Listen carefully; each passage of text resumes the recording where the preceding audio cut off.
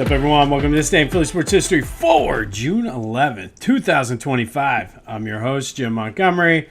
Welcome to a Wednesday edition of the podcast. Happy Humpday to everyone out there. Schools are ending. That means you're taking a trip to the Jersey Shore. Nobody likes to start their vacation off stressed. Let Beach Caddy take the stress out of your Jersey Shore vacation.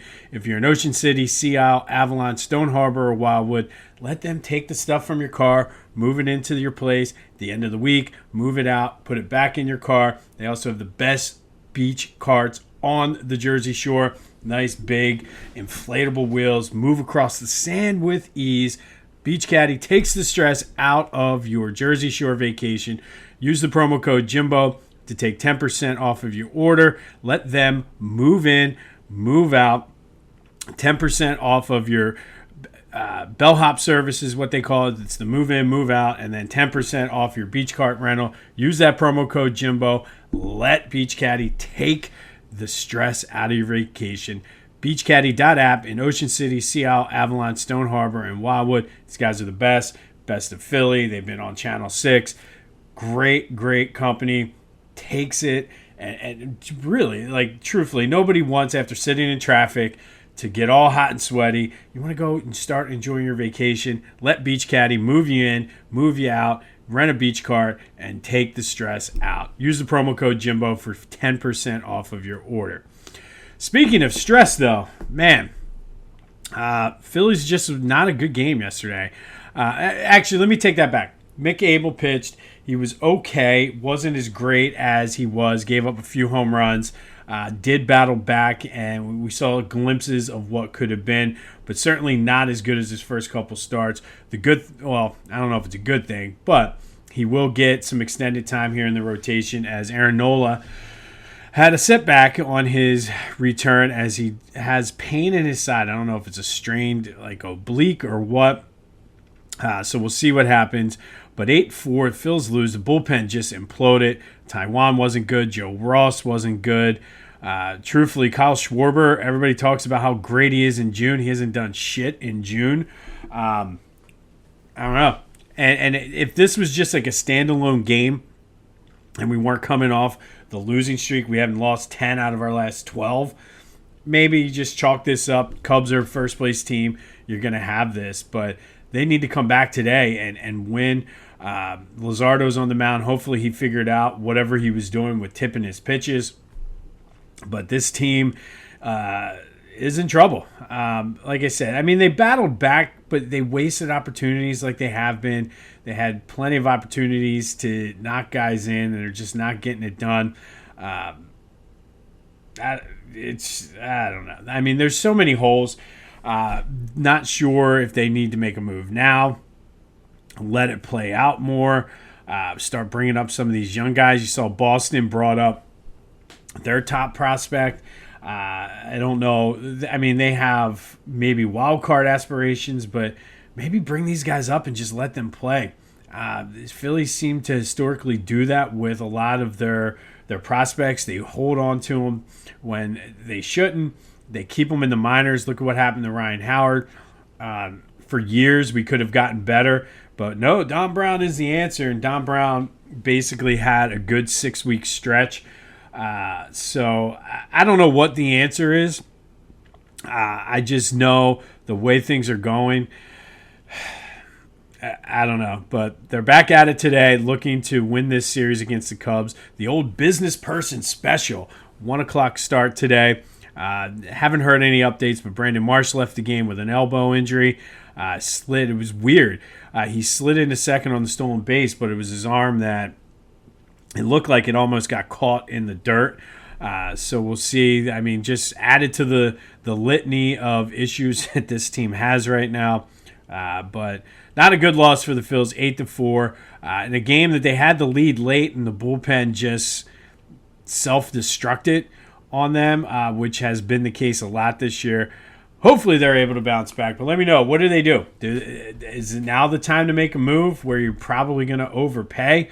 Is it a better time to make a move now because not as many people are inquiring? Let it ride. Call up some more of the young guys. Otto Kemp has been a breath of fresh air. Hopefully that will start to continue to spread to the rest of the guys. No word on Bryce. He might be out months. Just not a good time in Philly land right now. But hopefully they can take this series this afternoon against the Cubs. Remember they used to call them that, the business person special, the old getaway day game before a road trip or whatever it was. But the Mellon PFSS or PFS, whatever it is, business person special. All fans, whatever. Anyway, enough about the Phillies. Let's do some quick housekeeping. Be sure to follow me on social media, Jimbo_Mott on Twitter and TikTok. On Instagram, at Philly Jimbo. Subscribe to the YouTube channel and continue to spread the word as we grow this thing. The YouTube channel is Jimbo_Mott. It all goes into the algorithm and helps us grow. Now that my school year has winded down, no more teachers, I'm on summer hours, lots more time to try to get some things done. So really going to work hard on kind of tweaking and getting things set up this summer as we approach what should be an exciting Eagle season. As a reminder, starting after this weekend, no more weekend shows. We're going to a Monday through Friday format. That'll help open up some time to do some of those fun stuff like interviews during the Eagles pregame show this fall. So stay tuned for that. Tuesday Positivity and Motivation is not going anywhere. Lots of folks commented yesterday really saying, wow, just thinking about just a little preposition change can really change your outlook on things. So that's staying. Fridays with AI, of course, is staying. I'll add some things for Monday, Wednesday, and Thursday. Hopefully start working on that stuff this week and can kind of give you an idea. Like, I haven't mapped out, but I'll give you an idea later this week on what to expect with that. And also, if you want to see highlights, all my social media has them, including Facebook and LinkedIn. Hit me up there. Come to the Discord channel for a chat. Everything you need is all in one-stop shop for this day in Philly sports history. So come over, check it out, see some highlights, participate in the Discord channel. I've been having some great chats in there about the Phillies woes and trivia and things like that. So go to the Discord. It's the first link in the description. And then summer is here. Get your 3D custom hype chain. These things are great for fantasy football, youth sports, a lot of travel tournaments going on right now. Swim seasons are starting at the outdoor pools. Great for bachelor parties, gag gifts, you name it. These things are awesome. Very meticulous artwork. Everything is custom made. So go to lotwin.com. Send them what your idea is and let them help you work through it as you get your 3D custom hype chain. Get hype and use the promo code TCCPOD for 10% off of your order. All right, speaking of trivia, yesterday I asked you, which team did Mike Schmidt have the most career home runs against? This was a lot. We had a good discussion about this. A lot of people said the Expos, and that was my first choice. Due to the fact that he just seemed like he dominated the Expos. I believe he has the most home runs ever at Olympic Stadium. But the Expos are, in fact, the team he hit the third most home runs against with 57. It was the Chicago Cubs. And thinking about it makes sense. Always seemed like he hit a home run out at Wrigley Field. 78 of his 548 home runs happened against the Cubs. Pirates were second with 62. Followed by the Expos, the Reds, and then the Mutts. So thank you for everybody. Like I said, we had a good discussion about that yesterday. We'll have another trivia question here later in the show. Some Eagles news. They finished up minicamp yesterday. Not a whole lot came out of that. It seemed like Keely Ringo had a good day. He's kind of vying to be the starting corner on the other side of Quinyon. But my takeaway from even the interviews and everything, this team seems focused. And that, to me, was the biggest question mark going into this season was obviously there's questions on the defensive and offensive side. But just how can Nick Sirianni and will these guys be as focused as they were last year? And, I mean, it's easy to say the right thing, but it just seems like especially the way they reacted after the Super Bowl where AJ's like, time to get back to work. And Devontae was just like, okay, we won the Super Bowl. What's next? And I think that it's hard to have that because it would have been very easy for all of them to just party and celebrate during the offseason, kind of similar to what the Eagles did in 2017. But it does look like this team is focused and ready to defend the crown. So sign me up. I'm all in for it. And then, of course, there was the announcement that Jeff Lurie, I love this, by the way, Jeff Lurie donated $50 million to open up a autism wing at the University of Pennsylvania. I guess it's going to be a combo, University of Pennsylvania and CHOP, but great move by Lurie. Obviously, the Eagles Autism Foundation raises a lot of money for autism awareness and acceptance, and to have this opening up and the Luries being a big part of that, I think is incredible. So kudos to you, Jeffrey, for donating money for a great cause and to just bring more acceptance to autism and the people that work with helping, just like I said, bring the awareness, bring the acceptance to it, and to have this right there in Philadelphia is amazing. All right, June 11th, kind of a mixed bag day for the Phils. As I mentioned, we're slowly getting into that time of the year where it's all going to be all Phillies all the time, and hopefully some of these will help ease the pain of what the real team is doing right now. But first, we're going to go back to 1985, and perhaps the greatest offensive day in the history of the Philadelphia Phillies. Phillies beat the Mets 26-7 on this day. They scored 9 runs in the first inning, 7 in the second, and just cruised to the easy victory. Notable in this game was in the first inning, though. Von Hayes led off the game with a homer on the first pitch of the game. Came up later in the inning and hit a grand slam. Ended his day 3 for 6 with 6 RBI. Became the 21st player in Major League history to hit 2 home runs in the same inning. The first to ever do it in the first inning. Now, back to the Phillies' offensive explosion this day. The 26 runs were a modern team record for runs scored in a game. They scored 26 once back in the 1800s. They hit 10 doubles, which is also, or at the time, was a team record, which has since been broken. Ironically, it was broken the next year by the Phillies.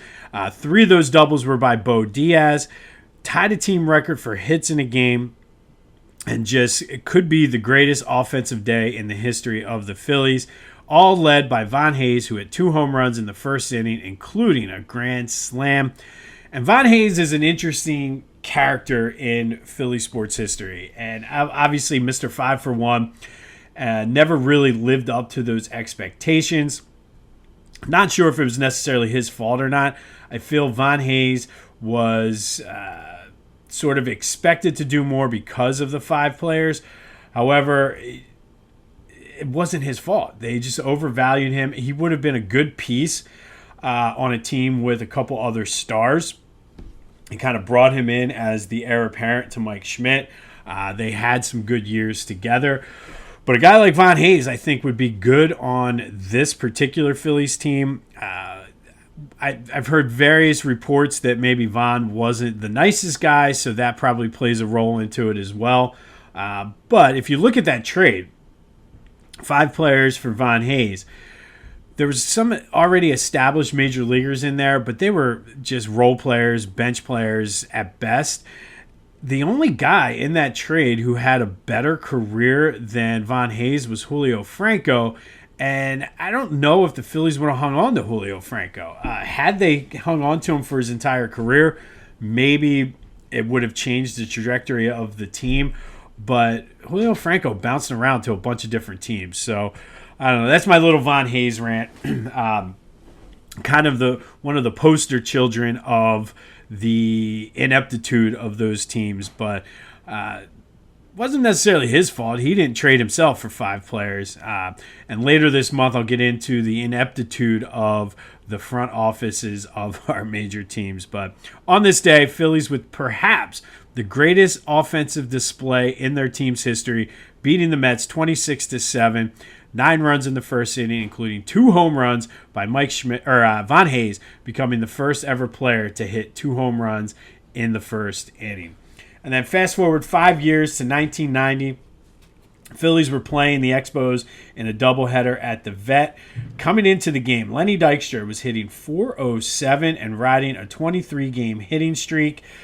The longest he had gone in to the season, hitting .400. I remember this was a huge story at the time because once you get into like mid-June and a player is still hitting .400, you're off to a pretty good start to the season. Unfortunately for Lenny and the Phillies, he went 0 for 8 in both games, 0 for 3 in the first, 0 for 5 in the second. Phillies lost both games 5-0 and 3-2. Lenny left the game hitting .392, never got back to .400, and did lead the league for most of the July and August in batting, and then kind of really came back down to earth. Ended up finishing 4th in the National League in batting average that year. Willie McGee, who was traded to the Oakland Athletics that summer, ended up winning the National League batting crown, playing in the American League, but winning the National League batting crown. Lenny finished behind Willie, Dave Magadan, and Eddie Murray. He ended up hitting .328 that year. Did lead the league in hits and go to an All-Star game. And a little quick side note on this. This doubleheader happened on the same day that Nolan Ryan pitched his 6th no-hitter at 44 years old. So pretty cool day in Major League Baseball history for Nolan. Not so much for the Phils, but they lose both games of a doubleheader. Lenny dips below .400 and never got back there as he finished 4th in the batting chase. That does lead to today's trivia question, though. Phillies have led the league in batting 9 times. Who are the 7 players that have won a batting title in Phillies history? 2 of them obviously did it twice. That is today's trivia question. Hit me up on the Discord channel. Hit me up on social media. The Back to the Future voice and text line, 267-495-8531. Let me know which 7 Phillies have led the league in batting average throughout their careers. 2 of them did it twice. Be sure to check out my friends over at the Clashing Conferences Network. Great things happening on their Sports Fan Network. Go to clashingconferences.com. See how you can join, become involved, get your voice heard. And if you're in need of media services, they can help you out there as well. New podcasts drop on Thursday and Friday. But clashingconferences.com. Join their Sports Fan Network. Be a part of it and get your voice heard. And then, of course, still not too late for Father's Day. My shirts were delayed, so hopefully they're coming today. But Philly Goat has you covered for Father's Day. Don't forget about Dad. They have a whole Father's Day collection to go along with all the other great shirts they have. They have the canvas loafers, the slides, backpack coolers, duffel bag coolers, Philly Fanatic rocks glasses, golf shirts, you name it. Philly Fanatic has you covered for Father's Day. Use the promo code Jim Montgomery to take 10% off your order. That's phillygoat.com. Promo code Jim Montgomery to take 10% off your order. And don't forget about Dad. And then finally today, our greatest individual season in Philly sports history tournament continues. First, yesterday, we had an Eagles Region matchup. The number 8 seed, Terrell Owens from 2004, defeated the number 9 seed, Randall Cunningham from 1990 with 67% of the vote. Hard to argue that one, to be honest. Very hard to argue because T.O., if he did not get hurt by that horse collar, may have been up there with Saquon Barkley's season with the Eagles last year. But thank you to everyone who voted. We will have another Eagles matchup in 3 days. But today we go to the Phillies region. And this should be an interesting one. This is a battle of MVP seasons. You have the number 5 seed, Jimmy Rollins, taking on the number 12 seed, Bryce Harper. And the number 5 seed, Jimmy Rollins, his 2007 season started off with a bang, proclaimed in spring training that the Phillies were the team to beat in the NL East, and then went out, played all 162 games, hit .296, 30 homers, 94 RBI, led the league with 30 triples, scored 139 runs, which also led the league, added 41 stolen bases. Of course, he won a Gold Glove because he was just that good of a fielder, winning the MVP award. However, did not make the All-Star team that year. Jose Reyes and J.J. Hardy were the National League's shortstops, All-Star shortstops that year. But Jimmy got the last laugh as he was able to catch Jose Reyes' Mets and win the MVP. That season, Jimmy became the 7th player to hit 20 homers, 20 doubles, and 20 triples in a season. Phillies would chase down the Mets and win the division before getting bounced by the Rockies in the divisional playoff. But the number 5 seed, Jimmy Rollins, in 2007, takes on the number 12 seed, Bryce Harper. This was the year after COVID, his 2021 season where he won the MVP, hit 309, 35 homers, 85 RBI, led the league in doubles with 42, led the league in slugging at 615, led the league in OPS 1.044. Phillies, though, went 82-80, finished second place in the National League, and it went right down to the wire. I remember I was in Florida, staying on vacation with my wife, my cousin, and his wife, and we were staying with or not staying, but at the same hotel. There was a guy from Atlanta who was a hardcore Braves fan, and I remember that series, the Phillies, I think, got swept, or at least lost 2 out of 3 to the Braves, and that kind of propelled the Braves to the top of the division, or maybe it was a wild card. Either way. But Bryce Harper's 2021 season is the 12 seed, taking on the number 5 seed, Jimmy Rollins, from 2007. Now it's your turn. Which season was better? Jimmy Rollins' MVP season in 2007 or Bryce Harper's MVP season in 2021? Get your vote in on any of my social media, the Discord channel, the Back to the Future voice and text line. Let's have some fun with this today. Let's debate 2 MVP seasons in Phillies history. On this day back in 1990, Lenny Dykstra dipped below 400 for the first time, or for the last time in the season, en route to hitting 328. Phillies lose both games of a doubleheader to the Expos. And then in 1985, the greatest offensive explosion in Phillies team history, they beat the Mutts 26-7, scoring 9 runs in the first behind 2 first-inning home runs by Von Hayes, including a grand slam. Trivia question of the day: which 7 Phillies have led the league in batting average at the end of the season? Get your answers in for that. We'll have more Eagles news as it comes. The old business person special today. Can the Phillies beat the Cubs and take that? I believe this is a huge game for standings too, because I think the Phillies won 2 or 3 in Chicago. So if they can win this, they'd have the tiebreaker over the Cubs. Not with the way they've been playing, though, like it would really matter. But hey, maybe Luzardo figured it out. Let's hope. This has been This Day in Philly Sports History for June 11th, 2025. My name is Jim Montgomery. Go have yourselves a hump day. And until next time, I'll see you when I see you.